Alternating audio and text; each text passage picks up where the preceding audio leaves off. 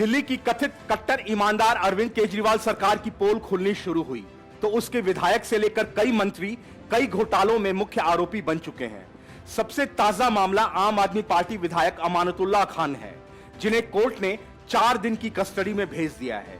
और अब अमानतुल्लाह खान को लेकर कई चौंकाने वाले खुलासे हो रहे हैं, जिससे उनकी मुश्किलें अब बेतरतीब तरीके से बढ़ने वाली है। पुलिस ने दावा किया है कि अमानतुल्लाह खान के सहयोगी हामिद ने कबूला है कि उसके घर से बरामद पिस्टल और 12 लाख रुपए कैश अमानतुल्लाह के ही हैं। अमानतुल्लाह खान के करीबी और बिजनेस पार्टनर हामिद अली खान ने पूछताछ में बड़ा खुलासा किया है। सूत्रों के अनुसार हामिद ने बताया कि अमानतुल्लाह खान ने अपने घर में हथियार और नकदी रखी थी। सभी लेन देन उसके कहने पर किए गए थे। इससे पहले एसीबी ने हामिद के ठिकानों पर छापेमारी की थी। इस दौरान 2 अवैध पिस्तौल, कुछ गोलियां और 24 लाख रुपए नकद बरामद हुए थे। गौरतलब है कि दिल्ली वक्फ बोर्ड में कर्मचारियों की भर्ती मामले में आम आदमी पार्टी विधायक अमानतुल्लाह खान को 1 दिन पहले गिरफ्तार किया गया था।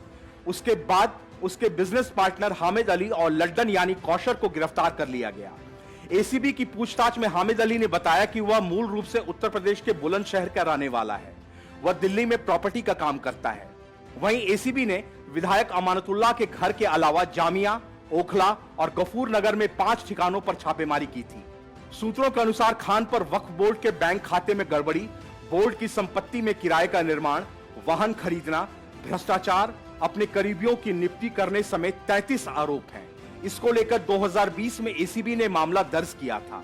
इसी मामले में उन्हें पूछताछ के लिए बुलाया गया था, लेकिन इसी बीच एसीबी ने उनके घर समेत 5 ठिकानों पर छापे मारे और उसके बाद उन्हें गिरफ्तार कर लिया गया। एसीबी की कार्रवाई पर अमानतुल्लाह खान ने कहा कि जांच करने वाले लोग कहते हैं कि ऊपर से प्रेशर है, लेकिन ये लोग सीईओ वक्फ बोर्ड की शिकायत पर ऐसा कर रहे हैं। वहीं आम आदमी पार्टी का कहना है कि उनके विधायक को झूठे मामले में फंसाया जा रहा है। इससे पहले आप नेताओं ने भाजपा पर विधायक खरीदने का आरोप लगाया था। उनका कहना था कि भाजपा दिल्ली में अरविंद केजरीवाल सरकार को गिराने के लिए आप विधायकों को खरीदने की कोशिश कर रही है।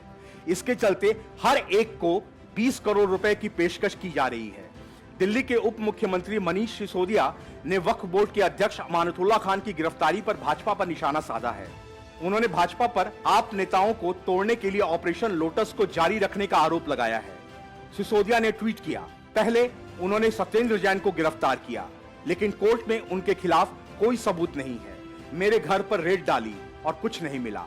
फिर उन्होंने कैलाश गहलोत के खिलाफ एक फर्जी जांच शुरू की और अब अमानतुल्लाह खान को गिरफ्तार किया है।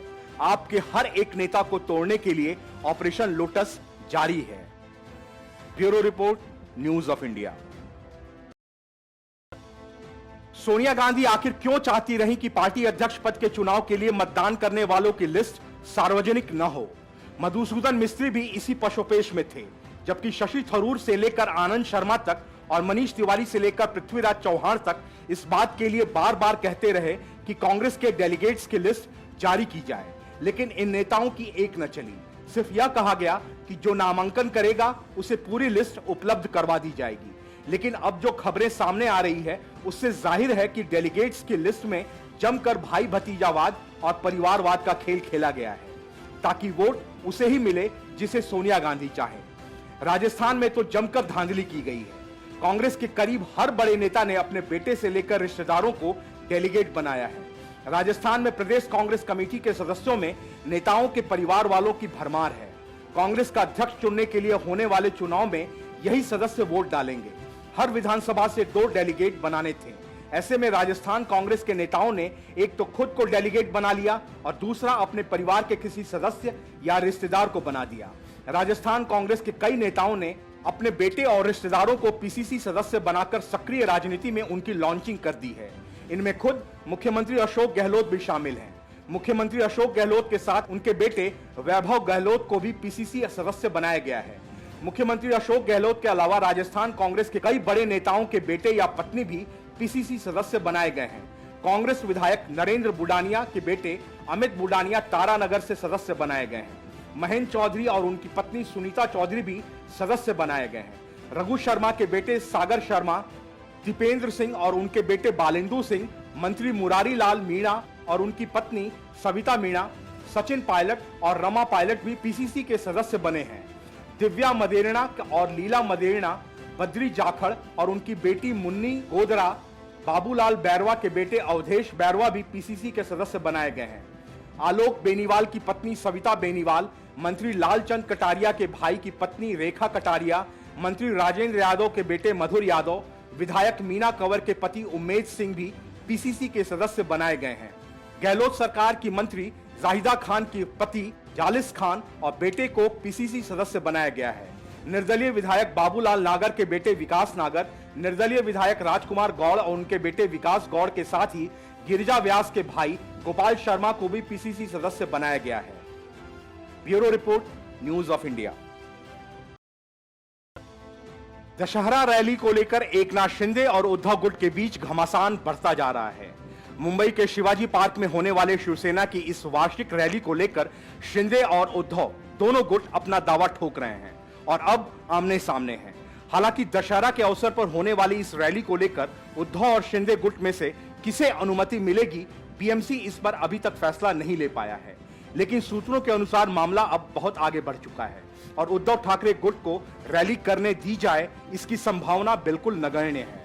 वहीं मुख्यमंत्री एकनाथ शिंदे का गुट मजबूती से दशहरा रैली पर अपना दावा ठोक रहा है। इस बीच केंद्रीय मंत्री और शिवसेना के पूर्व नेता नारायण राणे की इस मामले में एंट्री हो चुकी है। उन्होंने उद्धव पर सीधा हमला बोला है। उन्होंने कहा कि हम चले गए तो उद्धव ठाकरे की शिवसेना को मैदान भी नहीं मिल रहा। असली शिवसेना शिंदे की है। आने वाले दिनों में धनुष बाण भी उन्हें ही मिलेगा। राजनीतिक जानकार मानते हैं कि आखिर में एकनाथ शिंदे गुट की शिवसेना को इस रैली की अनुमति मिल जाए तो किसी को कोई आश्चर्य नहीं होना चाहिए, क्योंकि उनका दावा मजबूत है। उनके पक्ष में विधायक, सांसद और पार्षद हैं। लेकिन किसी भी तरह के विवाद से बचने के लिए दोनों तरफ से आए आवेदन पर बीएमसी अभी भी असमंजस में है और फैसला नहीं ले पा रहा। दूसरी ओर उद्धव ठाकरे ने मातोश्री में बैठक बुलाई और दशहरा रैली के लिए भीड़ इकट्ठा करने के लिए कहा है। वहीं दशहरा रैली को लेकर जैसे जैसे दिन नजदीक आते जा रहे हैं, मुंबई में बयानों का घमासान तेज हो गया है। शिवसेना प्रमुख उद्धव ठाकरे लगातार कह रहे हैं कि हर साल की तरह शिवसेना ही शिवाजी पार्क में दशहरा रैली का आयोजन करेगी। दूसरी ओर शिंदे गुट की तरफ से भी बीएमसी के पास दशहरा रैली के लिए आवेदन आया है। शिंदे गुट खुद को असली शिवसैनिक कहकर शिवाजी पार्क पर दशहरा रैली कराने का दावा ठोक रही है। आगामी 5 अक्टूबर को विजयदशमी के दिन दशहरा रैली के आयोजन पर अभी भी असमंजस बरकरार है। दोनों में से कोई भी पीछे हटने को तैयार नहीं है। सूत्रों के अनुसार उद्धव ठाकरे ने मातोश्री पर नेताओं की बैठक बुलाई और इस बैठक में उद्धव ने साफ किया कि उनकी शिवसेना ही शिवाजी पार्क पर दशहरा रैली का आयोजन करेगी। उन्होंने शिंदे गुट को ठग कहकर बुलाया और कहा कि जिन्होंने शिवसेना से बगावत की वो ठग हैं। बैठक में उद्धव ने नेताओं से दशहरा रैली के लिए बड़ी संख्या में कार्यकर्ताओं को बुलाने और भीड़ इकट्ठा करने को कहा है। Bureau report, news of India. Maharashtra में भाजपा और एकनाथ शिंदे गुट की शिवसेना के साथ मिलकर सरकार बनाने के बाद से महाविकास आघाड़ी गठबंधन सत्ता से बाहर है और उसमें शामिल पार्टियों को अपने जनाधार को बचाए रखने के लिए लगातार जद्दोजहद करनी पड़ रही है। अधिक सीटें होने के बाद भी अपना मुख्यमंत्री न बनाना और एक मराठा को मुख्यमंत्री बना देना भाजपा के इस दांव से सबसे बड़ा झटका एनसीपी और उसके मुखिया शरद पवार को लगा है। इसलिए शरद पवार अब अपनी पार्टी के अस्तित्व को बचाए रखने के लिए एक पुराने दांव पर उतर आए हैं, जो महाराष्ट्र की राजनीति में अक्सर खेला जाता रहा है। शरद पवार ने महिला आरक्षण के मुद्दे पर उत्तर भारत के लोगों को निशाना साधा है। हालांकि पवार ने सीधे तौर पर मराठा बनाम उत्तर भारतीय राजनीति को हवा नहीं दी है, लेकिन जिस तरह से उन्होंने महिला आरक्षण के मुद्दे पर उत्तर भारत के लोगों पर निशाना साधा है, इससे इनकार नहीं किया जा सकता कि आने वाले वक्त में उनकी पार्टी अन्य मुद्दों पर भी उत्तर भारतीयों को कोस सकती है। दरअसल लोकसभा और सभी विधानसभाओं में महिलाओं के लिए 33% सीटें आरक्षित करने की व्यवस्था करने वाले महिला आरक्षण विधेयक पर शरद पवार ने कहा कि संसद की मानसिकता विशेष रूप से उत्तर भारत की इस मुद्दे पर अनुकूल नहीं रही है। पवार ने कहा कि उत्तर भारत और संसद की मानसिकता लोकसभा या विधानसभाओं में औरतों को आरक्षण देने के फिलहाल अनुकूल नहीं लगती है। उन्होंने आगे कहा कि मुझे याद है कि जब मैं कांग्रेस में लोकसभा सांसद था, तब भी मैं संसद में महिलाओं के लिए आरक्षण के मुद्दे पर बात करता था। एक बार अपना भाषण पूरा करने के बाद मैं पीछे मुड़ा और देखा कि मेरी पार्टी के अधिकांश सांसद उठकर चले गए। इसका मतलब है मेरी पार्टी के लोग भी इसे स्वीकार नहीं करना चाहते। पुणे डॉक्टर संघ की ओर से आयोजित एक कार्यक्रम के दौरान पवार से पूछा गया कि यह विधेयक अभी तक पारित नहीं हो पाया है, तो क्या यह दर्शाता है कि देश महिलाओं के नेतृत्व को स्वीकार करने के लिए मानसिक रूप से अभी तैयार नहीं है? इस पर उन्होंने जवाब दिया, संसद खासकर उत्तर भारत की मानसिकता अनुकूल नहीं है। वहीं पवार ने यह भी कहा वह संसद में इस मुद्दे पर तब से बोल रहे हैं जब वह लोकसभा में कांग्रेस के सदस्य थे। शरद पवार ने कहा कि जब मैं महाराष्ट्र का मुख्यमंत्री था तब स्थानीय निकायों जैसे जिला परिषद और पंचायत समिति में महिलाओं के लिए आरक्षण की शुरुआत की गई थी। शुरू में इसका विरोध किया गया था, लेकिन बाद में लोगों ने इसे स्वीकार कर लिया था। पवार के इस बयान के बाद राजनीतिक गलियारों में एक बार फिर हलचल मच सकती है। खासकर उत्तर भारतीय राजनेता नाराज हो सकते हैं। वहीं मजे की बात यह है कि कुछ महीने पहले तक महाराष्ट्र में शरद पवार की पार्टी सत्ता में थी। लगभग 2.5 साल वो सत्ता में रहे, लेकिन महिला आरक्षण विधेयक की कभी चर्चा तक नहीं की।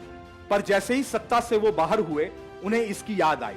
वहीं इस कार्यक्रम में पवार और उनकी बेटी एवं लोकसभा सांसद सुप्रिया सुले भी उपस्थित रहीं। Bureau report, news of India. प्रधानमंत्री नरेंद्र मोदी पर विपक्ष की गहरी नजर रहती है। पूरा विपक्ष इस बात के इंतजार में होता है कि जैसे ही कोई मौका मिले वे हमला करें, लेकिन प्रधानमंत्री मोदी ऐसा कोई छोटा भी मौका विपक्ष को नहीं देते। तो विपक्ष के नेता आखिर क्या करते? फेक तस्वीरें और फिर अफवाह फैलाना, इतना ही उनका काम रह गया है। इसी चक्कर में ममता बनर्जी की पार्टी फंसी तो उसे लेने के देने पड़ गए। फजीहत हुई सो अलग। टीएमसी ने प्रधानमंत्री मोदी के खिलाफ कैनन और निकॉन को मुद्दा बना दिया। असल में प्रधानमंत्री मोदी ने अपने जन्मदिन के दिन यानी 17 सितंबर को नामीबिया से लाए गए चीतों के मध्य प्रदेश के कूनो नेशनल पार्क में छोड़ा। इस दौरान वो चीतों की फोटोग्राफी करते नजर आए। सफारी टोपी और सन ग्लासेस के साथ प्रधानमंत्री मोदी के फोटोग्राफी का अंदाज किसी प्रोफेशनल से कम नहीं था, लेकिन विपक्ष ने इसमें भी कैनन और निकॉन की बहस शुरू कर दी। असल में प्रधानमंत्री मोदी जिस कैमरे से फोटोग्राफी कर रहे थे, उसको लेकर टीएमसी ने दावा किया कि कैमरा निकॉन का, कवर कैनन का लगा हुआ है। तृणमूल कांग्रेस के सांसद जवाहर सरकार ने प्रधानमंत्री मोदी का मजाक उड़ाते हुए उनकी एक मॉफ फोटो एडिटेड शेयर की। उन्होंने फोटो के साथ ट्विटर पर लिखा कि सभी आंकड़ों पर ढक्कन रखना एक बात है, लेकिन कैमरे के लेंस पर कवर रखना सरासर दूरदृष्टि है। तृणमूल कांग्रेस के सांसद की मॉफ फोटो पर वार करने से भाजपा भी पीछे नहीं रही। जैसे ही टीएमसी नेता ने ये प्रधानमंत्री मोदी की एडिटेड फोटो शेयर की, वैसे ही भाजपा के एक नेता सुकांत मजूमदार ने टीएमसी प्रमुख ममता बनर्जी को घेर लिया। उन्होंने बताया कि टीएमसी नेता द्वारा शेयर की गई प्रधानमंत्री मोदी की तस्वीर में कैनन कवर वाला निकॉन कैमरा दिखाई दे रहा है। सुकांत मजूमदार ने भी ट्विटर पर लिखा। उन्होंने कहा कि टीएमसी के राज्यसभा सांसद कैनन कवर के साथ निकॉन कैमरे की एक एडिटेड फोटो शेयर कर रहे हैं। फेक प्रोपेगेंडा फैलाने की इतनी बुरी कोशिश हुई। बंगाल की मुख्यमंत्री और टीएमसी प्रमुख ममता बनर्जी को आड़े हाथों लेते हुए उन्होंने आगे लिखा कि ममता बनर्जी किसी बेहतर व्यक्ति को हायर करें, जिसके पास कम से कम कॉमन सेंस तो हो। मजूमदार के पलटवार के तुरंत बाद टीएमसी सांसद जवाहर सरकार ने अपना ट्वीट हटा लिया। Bureau report, news of India. दावा था देश की सबसे कट्टर ईमानदार सरकार देने का, और दे दी कई घोटालों वाली सरकार, जिसमें विधायक से लेकर मंत्री तक भ्रष्टाचार के मुख्य आरोपी हैं। दिल्ली की अरविंद केजरीवाल सरकार का यही हाल है। ताजा मामले में आम आदमी पार्टी विधायक अमानतुल्लाह खान बुरी तरह फंस चुके हैं। उन्हें भ्रष्टाचार रोधी शाखा यानी एसीबी ने दिल्ली वक्फ बोर्ड भर्ती में अनियमितताओं से जुड़े मामले में गिरफ्तार किया है और दिल्ली की एक अदालत ने उन्हें 4 दिनों की एसीबी की हिरासत में भेज दिया है। लेकिन एसीबी की जांच में जैसे खुलासे हो रहे हैं, उससे अमानतुल्लाह खान के हाल और भी बुरे होने वाले हैं। एसीबी के पास अमानतुल्लाह खान के खिलाफ उनकी पत्नी का मोबाइल भी बड़ा सबूत बन चुका है, जिससे बड़ा खुलासा हुआ है। दरअसल एसीबी की टीम ने खुफिया सूत्रों से ये जानकारी मिली थी कि अमानतुल्लाह खान की पत्नी मरियम के घर पर भी अवैध हथियार और पैसा रखा गया है। जिसके बाद एसीबी की एक टीम अमानतुल्लाह खान की पत्नी मरियम के घर रेड करने पहुंची। मरियम के घर से तो एसीबी को कुछ नहीं मिला, लेकिन जब एसीबी की टीम ने मरियम को उनका फोन दिखाने के लिए कहा तो उन्होंने पहले तो आनाकानी की, लेकिन जैसे ही एसीबी की टीम ने मरियम के फोन की गैलरी खोली तो एसीबी की टीम को नोटों की गड्डी और एक पिस्टल की तस्वीर मिली। जिसके बाद एसीबी की जांच आगे बढ़ी तो जिस बेड पर रखकर नोटों की गड्डियों और पिस्टल की फोटो ली गई थी, उस दौरान बेड पर बिछी चादर को भी एसीबी ने रिकवर कर लिया है। हालांकि मरियम के घर से पैसा और पिस्टल बरामद नहीं हुआ, लेकिन बाद में एसीबी ने अमानतुल्लाह खान और उनके सहयोगियों के ठिकानों से पैसे और हथियार बरामद कर लिए। वहीं अमानतुल्लाह खान की 14 दिनों की हिरासत का अनुरोध करते हुए एसीबी ने दावा किया कि खान के 5 रिश्तेदारों को बोर्ड में नियुक्त किया गया था, जबकि 22 लोग ओखला से थे। उसके बाद अदालत ने दिल्ली के ओखला से विधायक अमानतुल्लाह खान को एसीबी की 4 दिनों की हिरासत में भेज दिया। विशेष न्यायाधीश विकास ढुल ने एसीबी की एक अर्जी पर यह आदेश जारी किया। वहीं अभियोजन ने अदालत से कहा कि जिस व्यक्ति की आय 4.32 लाख रुपए है, वो 4 करोड़ रुपए नकद प्राप्त कर रहा है। इसने यह भी कहा कि ली गई तलाशी के दौरान एसीबी के अधिकारियों से मारपीट की गई और उन्हें थप्पड़ मारा गया। बता दें कि दिल्ली वक्फ बोर्ड की भर्ती में कथित अनियमितता को लेकर एक प्राथमिकी पहले ही दर्ज की जा चुकी है।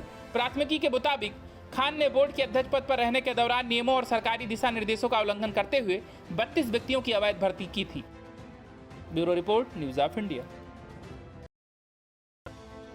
जैसे जैसे ममता बनर्जी की सरकार घोटालों और भ्रष्टाचार के मामलों में उलझती जा रही है, जैसे जैसे टीएमसी के नेता हवालात पहुंच रहे हैं, बीजेपी ठीक उसी हिसाब से ममता बनर्जी के सामने चुनौतियां पेश कर रही है। कोलकाता सहित पूरे बंगाल में बीजेपी की हंगामेदार नवान्न अभियान के बाद ममता बनर्जी बैकफुट पर हैं और बीजेपी फ्रंट फुट पर। बीजेपी नेता शुवेंदु अधिकारी का दावा है कि पश्चिमी बंगाल में लोकसभा के साथ विधानसभा के भी चुनाव होंगे। उन्होंने कहा कि उनके पास टीएमसी नेताओं के भ्रष्टाचार के इतने सबूत हैं कि सरकार दिसंबर के बाद चल नहीं पाएगी और ना ही वे उसे चलने देंगे। शुवेंदु अधिकारी के तर्कस में ममता बनर्जी के खिलाफ कितने तीर हैं, इसका पता तो वक्त आने पर लगेगा, लेकिन उन्होंने साफ कहा है कि उनके पास टीएमसी नेताओं के रिश्वत लेते वक्त की तस्वीरें हैं, जिसे वो समय समय पर प्रकाशित करवाएंगे।